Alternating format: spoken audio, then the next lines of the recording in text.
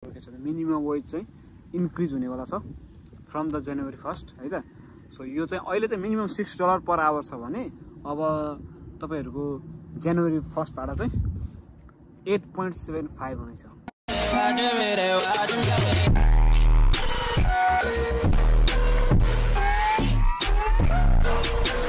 Hello अनि नमस्ते सबैजनालाई के छ। सो सबैजनालाई नयाँ भ्लगमा स्वागत छ। आज चाहिँ म किन आएको थिएँ भन्दाखेरि यो नेपाली मार देख्नुहुन्छ तपाईहरुले, म चाहिँ यहाँ चाहिँ नुडल्स लिनको लागि आएको हैन। तर आज सन्डे बन्द रहेछ। So now I am heading to another Nepali mart. Let's see त्यहाँ चाहिँ खुल्ला छ कि छैन एन्ड केही कुराहरु गरौँ, रमाइलो गरौँ। सो आज हैन भनेर चाहिँ म निस्केको छु। सबैजनालाई वेलकम छ भिडियोमा। गाइस अहिले चाहिँ मैले नुडल्सहरु प्लस दालमोटहरु लिएर चाहिँ निस्किसकेको छु। बाइ चान्स वाइ चाउचाउ चाहिँ रहेनछ। So I feel really bad for this, किनकि मलाई वाइ चाउचाउ एकदमै दामी लाग्छ, त्यही भएर नै लिन आएको हो। तर केही छैन, मैले स्पाइसी प्लस दालमोट प्लस बिस्कुट लिएर आएको छु एन्ड रारा चाउचाउ प्लस थोरै केही सामानहरु पनि लिएर आएको छु। सो अब चाहिँ म गएर सानो एउटा भ्लग बनाएर एउटा भिडियो बनाएर हजुरहरुलाई केही इन्फर्मेसन दिएर त्यसपछि चाहिँ म घरतिर लाग्छु है त गाइस। राइट गाइस, अहिले चाहिँ म घुम्दै फिर्दै कताबाट म चाहिँ अब घर जाँदैछु। बसेर चट्टै एकछिन गफ गरेर मात्र जाने प्लानमा छु है त। सो अहिले यहाँ सुनसान रहेछ, आज सन्डे भएर पनि सुनसान हो है त। गाइस अहिले चाहिँ म यो स्कुलको ग्राउन्डमा आइसकेको छु। सो यहाँ बसेर केही कुराहरु गरौँ। सो मेन कुरा तपाईहरुलाई थाहा नै छ, केमान आइल्यान्डको गभर्नमेन्ट चाहिँ चेन्ज भइसकेको छ द इलेक्सन पछि and from the January 2026 like something is going to change. So the main कुरा चाहिँ के छ भन्दाखेरि फर अस हैन, for all of us, for the Nepali peoples and जो पनि हुनुहुन्छ विदेशबाट आएर यहाँ आएर काम गर्नेहरू, उहाँहरूको लागि चाहिँ राम्रो कुरा के छ भने मिनिमम वेज चाहिँ इन्क्रिज हुनेवाला छ फ्रम द जनवरी 1 है त। सो यो चाहिँ अहिले चाहिँ मिनिमम $6 पर आवर छ भने अब तपाईहरुको जनवरी 1 बाट चाहिँ 8.75 हुनेछ। त्यो चाहिँ एकदमै राम्रो कुरा हो हाम्रो लागि। अनि 8.75 भनेको चाहिँ हैन $2.75 चाहिँ चेन्ज हुँदैछ। सो यो चाहिँ एकदमै राम्रो कुरा हो। तर यो चाहिँ कस्तो अब कतिलाई राम्रो पनि छ, कतिलाई अलिकति त्यो पनि नराम्रो पनि छ। कस्तो भन्दाखेरि त्यो मिनिमम वेज हुन्छ जसको अलरेडी 8.75 छ भने त्यहाँ त्यो अथवा त्योभन्दा माथि छ भने तिनीहरूलाई चाहिँ केही पनि भएन। अनि जसको पनि $6 छ, नर्मली नेपालीहरूले काम गर्ने भनेको $6 नै हो। बट यो होटल लाइनतिर काम गर्नेहरूको चाहिँ अब यथावतै रहन्छ। अलिकति चेन्ज आउला त्यो अलग कुरा छ, तर त्यस्तो चेन्ज आउँदैन किनकि उनीहरूको ग्रेड सिस्टम हुन्छ। ग्रेड सिस्टमको लागि चाहिँ यो अहिले लागु हुँदैन। तर यो लाइक एभ्री इयर चाहिँ चेन्ज हुँदै जान्छ। अनि लाइक 2029 को जुनसम्म चाहिँ मिनिमम वेज चाहिँ लाइक हस्पिटालिटी सेक्टरको पनि मिनिमम चाहिँ 8.75 प्लस ग्रेड्स हुनेवाला छ। तर अहिले चाहिँ स्लाइटली चेन्ज मिनिमम पनि अब 6.56 हुनेवाला छ उसको चाहिँ। त्यति नै हो, त्योभन्दा अरू खासै केही फरक छैन। अनि अर्का कुराहरू कस्तो कुराहरू भन्दाखेरि केमान आइल्यान्डमा चाहिँ धेरै कुराहरू पनि चेन्ज भएको छ हैन। तपाईको मिनिमम लाइसेन्सको कुराहरुदेखि लिएर हैन, यो इभन मेरो बाइक छ नि इलेक्ट्रिक बाइक, अब यसको लागि पनि मैले लाइसेन्स निकाल्नु पर्ने छ। अब धेरै कुराहरू चाहिँ अब पैसा अलिकति चेन्ज गरेपछि, स्यालेरी चेन्ज गरेपछि अब अफकोर्स यो चाहिँ अरू कुराहरू पनि चेन्ज गर्ने नै भयो। अनि त्यसैले चाहिँ अब लाइसेन्सको लागि 175 थियो 5 इयर्सको लागि हैन, 125 175 यस्तै कति थियो। अब चाहिँ $600 पाउन लाग्छ के। त्यो भनेको ह्युज डिफरेन्स हो नि त हैन, लाइसेन्स निकाल्न लागि गाडीहरुको।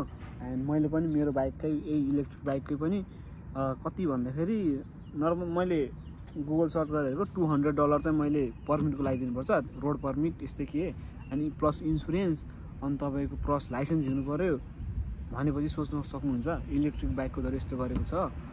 हुन त धेरै भइसक्यो हैन, आइल्यान्डभरि अब प्राय सबै नेपाली इन्डियन हैन, यस्तो फिलिपिन्सहरुका धेरैले अब यस्तै बाइकहरु युज गर्न थाले भएर पनि हो, त्यो सेफ्टीको लागि पनि हो सबै कुराहरु।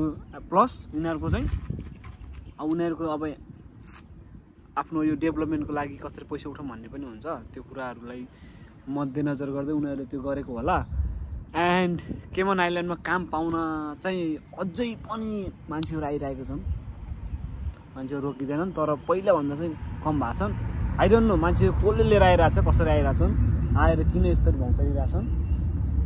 But I really feel very very bad for the Nepalese people, जो चाहिँ अझै पनि नेपाल 15 लाख 20 लाख होइन, नर्मली 20 लाख हो कि एभरेज रेटै 20 लाख रुपियाँ तिरेर आउँछन्।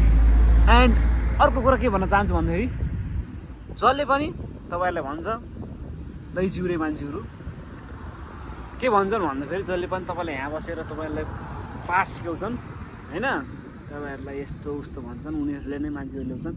सो जो चोर त्यही पुलिस भन्ने टाइपको होइन, तिनीहरू मान्छेको चाहिँ भर नपर्नु होला। म दङ्ग पर्छु कुरा मान्छेहरू देखेर, दङ्ग पर्छु। आफै यस्तो छ उस्तो छ भन्ने, अनि आफैले 15 लाख 20 लाख 25 लाख लिएर मान्छेहरू लिएर आने नआउनुहोस् है भन्ने, अनि त्यसपछि कन्ट्याक्टमा आउँछन् आफू आफ्नो, अनि त्यसपछि चाहिँ अनि त्यही मान्छेहरू चाहिँ कन्ट्याक्टमा यस्तो हो उस्तो हो भनेर ल्याइदिने लगाएर एकदमै नराम्रो स्थिति। के भन्न सकिन्छ हामीले यो विषयमा अरू? म यति भन्छु, कसैको पनि विश्वास नगर्नु। तपाईँहरूलाई मेरै पनि किन विश्वास गर्नुपर्छ र? तपाईँले विश्वास गर्नुपर्छ र पर्दैन नि। मैले यहाँको जे कुरो छ त्यही कुरो सत्य बताइदिने हो, किनकि तपाईँहरू नेपालमा बसेर मेरो विश्वास गर्नुपर्छ भन्ने छैन। तर मैले लाइक पहिला मान्छेहरूले के कमेन्ट गर्थ्यो भन्दाखेरि ए आफू गइस् होइन त्यहाँ अहिले चाहिँ त्यस्तो उस्तो भन्ने, त त्यहाँ गएर भन्ने टाइपको कुराहरू गर्ने, अनि पछि यहाँ आइसकेपछि रियालिटी थाहा पाउने नि यस्तो रहेछ है उस्तो रहेछ भन्ने मान्छे पनि मैले भेटेँ है ब्रो, यार सही भनेर छौ तिमीले भन्ने मान्छे पनि भेटेँ। अनि तपाईँको के अरे अब यस्तै कुराहरूमा होइन मैले चाहिँ साँचो बोलिदिने हो। मैले कोही मान्छे ल्याउने काम गर्दिनँ, कोही यहाँ मान्छे ल्याएर काम लाउने काम गर्दिनँ, केही पनि गर्दिनँ म। बस तपाईँहरूले आएको इन्फर्मेसन दिने मात्रै हो। तर इन्फर्मेसन दिएकै भरमा मान्छेहरूले चाहिँ यस्तो उस्तो भनिदिने, अनि कन्ट्याक्टमा आउँछन् मान्छे ल्याइदिने, 15 लाख 20 लाख 25 लाख ल्याएर यहाँ ल्याएर अलपत्र पारिदिने मैले धेरै भेटेँ। So sorry to heard about it. के भनौँ र खै, ल यति नै हो आजको लागि, खासै केही पनि छैन। सो अनि अर्को कुराहरू के भन्छु भन्दाखेरि जो पनि जहाँ पनि जे पनि गर्दै हुनुहुन्छ दाम तर्केल गर्नुहोस्। इफ तपाईँहरू यहाँ आफन्त छन् भने कसैले ल्याइदिन लागेको छ अथवा पैसै तिरेर भए पनि डाइरेक्ट काममा ल्याइदिनेवाला छ भने ओके द्याट्स फाइन, म तपाईँहरूलाई त्यसमा नेगेटिभ रेस्पोन्स दिँदिनँ। आउनुहोस् किनकि नेपालको अवस्था आई नो, मलाई थाहा छ नेपालको अवस्था, तपाईँहरू आउन सक्नुहुन्छ। बट विथआउट जब आएर कति मान्छे नेपाली फर्किने। मेरो रुमको एउटा साथी अस्ति भर्खरै गएर आयो, ऊ चाहिँ फेरि आउनु चाहिँ आयो, तर कति खर्च भयो? 30 लाख 35 लाख रुपियाँ टोटल खर्च भयो, 30 देखि 35 लाख रुपियाँ खर्च भयो भनेको थियो। डबल आउने र जाने गरेको, मतलब आएर अनि चाहिँ एक वर्ष बसेर 6 महिना कामै नगरी 6 महिना बल्ल अलि सानो काम पाएको थियो, खाना बस्न नपुग्ने, अनि जब चेन्ज गर्दाखेरि लफाडा भइदियो होइन, पर्मिट रिफ्युज भइदियो, यस्तो लफाडा भइदियो।